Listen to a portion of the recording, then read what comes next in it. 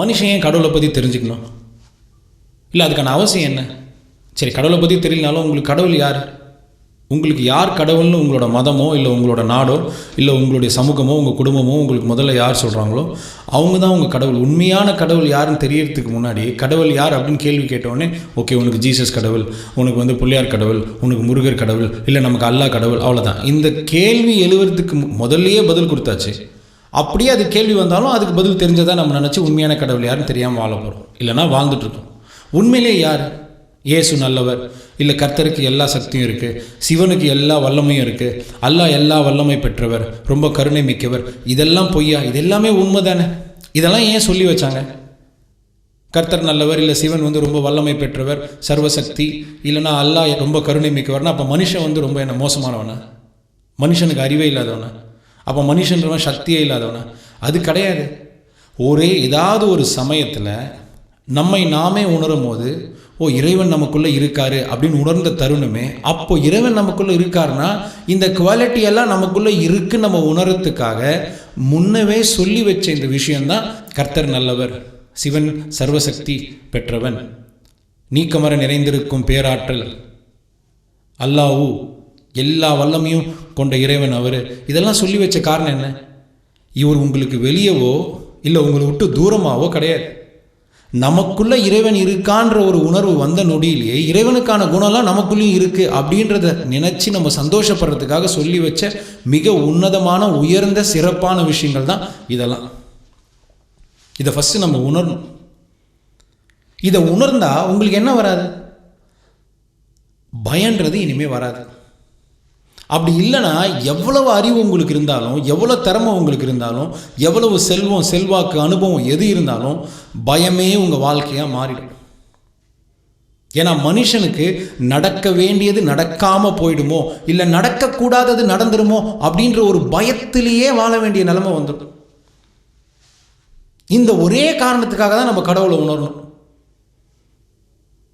அப்படி உணர்ந்தாதான் நீங்கள் அந்த உண்மையான அந்த மிகப்பெரிய பிரபஞ்ச தன்மையோ இல்லை இறைநிலை உண்மையோ உணர முடியும். அது என்னது? யாம் இருக்க பயமே. யார் இருக்க? உங்கள் அப்பா இருக்கவா? இல்லை உங்கள் தாத்தா இருக்கவா? இல்லை உங்களுடைய புருஷனோ மனைவியோ, இல்லை உங்களுடைய மாமனாரோ மாமியாரோ, இல்லை மகளோ மகனோ நண்பர்களோ, இவங்க இருக்க பயம் இல்லையா? கிடையாது. யாம் இருக்க பயமே. குரான் ஆகட்டும், பைபிள் ஆகட்டும், வேதமாகட்டும், எல்லாமே சொல்ல வர ஒரே விஷயம் என்ன? அங்கே நான் அப்படின்ற உணர்வு போய் இறைவன் நமக்குள்ளே இருக்கான்ற ஒரு உணர்வு வந்துடுச்சுன்னா அந்த நிலையிலேயே பயம் இருக்காது. யாம் இருக்க பயமே. அப்படி இல்லைன்னா கண்டிப்பாக மனுஷனுக்கு இந்த ரெண்டு விதமான பயம் தானே வரும். என்ன வரும்? நடக்கக்கூடாதது நடந்துருமோ, இல்லை நடக்க வேண்டியது நடக்காமல் போய்டும். ஆனால் கடவுளை உணர்ந்த நிமிஷம் என்ன ஆகும்? நமக்கு திறமைகள் இல்லை அப்படின்னு கூட நம்ம கவலைப்பட மாட்டோம். ஏன்?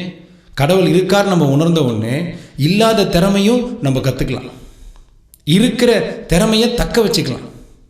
அதோட ரொம்ப சிறப்பான விஷயம், உங்களுக்கு தெரிஞ்ச திறமைகளை தெளிவாக வெளிப்படுத்தல். இது மூணுமே பயம் இல்லாத சூழ்நிலையில் தான் நடக்கும். இதுதான் நீங்கள் அந்த கடவுளை அடையணும். இல்லை கடவுளை உணர்றதுக்கான ஒரு பயிற்சிலையோ முயற்சிலையோ நீங்கள் முதல்ல ஈடுபடணும். ஈடுபட்டால் அதோட முடிவு என்ன? உங்களுக்குள்ளே இருக்க சிவனை நீங்கள் உணர்றதுக்கான வாய்ப்பு தானே தேடி வரும். அப்படி சிவனை உணர்ந்த உடனே என்ன நடக்கும்? சிவனாயிருக்கும் முன்னில் சர்வம் அடங்கி இருக்கையில் எவனாயிருப்பினும் எதுவாயிருப்பினும் எங்கேயும் எப்போதும் அச்சமோ ஐயமோ உன் மனதில் இயங்க இனி வாய்ப்பில்லை. விபத்து ஆபத்து கஷ்டம் நஷ்டம் ரோகம் துரோகம் இவை அனைத்தும் உன்னை விட்டு நிரந்தரமாய் விலகிச் செல்லும். சிவன் உன்னோடு உள்ளவரை அபாயம் என்பது உனக்கு அறவே இல்லை. அற்புதங்களும் அதிசயங்களும் ஆச்சரியங்களும் உணர்வதற்கும் புரிவதற்கும் எதிர்கொள்வதற்கும் மட்டுமே இனி உன்னோடு உன் ஜீவன் இருக்கும். இனி உன்னோடு என்ன இருக்கும்? உன் ஜீவன் இருக்கும். இப்போ நாங்கள் சிவன் சிவன் சொன்ன உடனே நீங்கள் ஒரு பெரிய தப்பு பண்ணக்கூடாது. ஐயோ சிவன்றது ஒரு ஆண் மகன், எல்லாம் வல்லமையும் பெற்ற ஒரு ஆண் கடவுள் இமயமலையில் உட்காந்துருக்காரு, அவர் மேலே நாகம் இருக்குது, பக்கத்தில் பார்வதின்னு ஒரு அம்மா இருக்காங்க, அந்த மாதிரி நினச்சக்கூடாது. அந்த சிவன் கிடையாது. அந்த இறைநிலை தன்மையை சொல்கிறதுக்காக குறிக்கப்பட்ட ஒரு வார்த்தை. அதனால தான் என்ன இருக்குது? சிவன் யார்? ஆதியும் அனாதியுமற்ற அகிலாண்ட கோடி பிரம்மாண்ட நாயகன், உலகை படைத்த ஒருவன், உன்னுள் இயங்கும் சிவன், சிவனது உன்னுள் ஜீவனாயிருக்கிறான். என்னவா இருக்கா? ஜீவனாகவே இருக்குது. இப்போ உங்களுக்கு உயிர் இருக்குன்னா அந்த உயிர் இருக்கிறதால தான் என்னாலையும் பேச முடியுது, நான் பேசுகிறது உங்களாலையும் கேட்க முடியுது. அப்போ இந்த உயிர் யார்? இந்த உயிர் யார்? அதுதான் அந்த சிவன். அப்போ எல்லாமே உணரத்துக்கு வாய்ப்பளிக்கிற இந்த உயிர் இருக்கும் போது இந்த உயிரையே உணரத்துக்கான வாய்ப்பை நம்ம இழக்கலாமா? இழக்கக்கூடாது. அந்த வாய்ப்பை தேடி தான் நம்ம வந்திருக்கோம். இதை புரிஞ்சுக்கிட்டோன்னா உலகத்தில் எல்லா சிறந்த வாய்ப்பும் தானே உங்களை தேடி வரும். எல்லா வாய்ப்புலையும் நீங்கள் தானாகவே சிறப்பாக செயல்படுவீங்க. இதுதான் யதார்த்தமான உண்மை. இதுதான். ஸோ உங்களுடைய பர்மனண்ட் அட்ரஸ்ன்னு ஒன்று இருக்குது. எது? உங்கள் வீடா? கிடையவே கிடையாது. உங்களோட உண்மையான விலாசம் எது? இதை உணரத்துக்கான வாய்ப்பு தான் இந்த தியானம், இந்த தவம், இந்த அகத்தவம், இல்லை நீங்கள் யாருன்னு புரிதலுக்கான பயிற்சி. உன் விலாசம் விசாலமானது. இதை உணர்ந்த நொடியிலே அற்புதங்களும் அதிசயங்களும் வித்தைகளும் உன் மூலம் தானே வெளிப்படும். உங்கள் விலாசம் என்ன? விசாலமானது.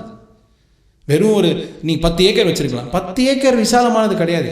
அதுக்கு ஒரு லிமிட்டேஷன்ஸ் இருக்குது. ஸோ உண்மையான உங்களுடைய விலாசத்தை நீங்கள் உணரணும்னா உள்ளே இருக்க அந்த இறைவனை நீங்கள் அடையணும், இல்லை உணரணும். உடனே என்ன ஆகும்? இந்த உண்மை உங்களுக்கு தெரிஞ்சிடும். என் உண்மை விலாசம் விசாலமானது. இதை உணர்ந்த நொடியிலே வித்தைகளும் தானே என் மூலம் வெளிப்படும். இவ்வளோதான் விஷயம். இதை நல்லா உணர்ந்து வாழ்வோம். இன்று என் மூலம் இறைவன் கூறியிருக்கும் நற்செய்தி இதுவே. இனி மிச்சம் இருக்கும் உங்கள் வாழ்நாளில் வெற்றியின் உச்சத்தை அடைவதற்கான எனது மனமார்ந்த வாழ்த்துக்கள். அகம் பிரம்மாஸ்மி.